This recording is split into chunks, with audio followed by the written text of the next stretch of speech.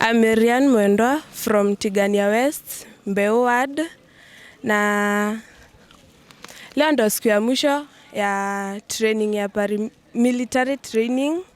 So tumesoma vitu mingi as youth zenye hatukuwa tunajua, na tunashukuru Mungu cause hata training imekuwa mzuri. Na as youth tumesoma vitu mingi zenye, for example, hata tukitoka huko nje tumesoma vitu zenye zinaweza to support us life.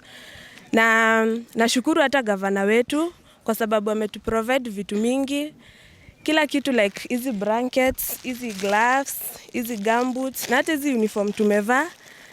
Tunamshukuru, aendelee na uongozi mzuri na Mungu amjalie maisha marefu. Abarikiwe. Kwa majina naitwa Morris Motiga, nimetoka Kenjai Ward ambayo iko Tigania West, na tuliweza kukuja hapa siku ya Jumatatu training. Tumemaliza na siku ya leo tunaenda kufanya kazi kwa community huko Maua, na tumepewa hizi vitu, tumepewa hizi gloves, gumboot tuko nazo na hii blanketi. Tunasema ni asante sana kwa gavana na hata kwa kutuhakikishia kwamba tutakapokuwa community waka tutakuwa tunapata kitu. Tunamshukuru sana, aendelee vizuri, na tunamhakikishia kwamba 2027 tuko naye bamba tu bamba.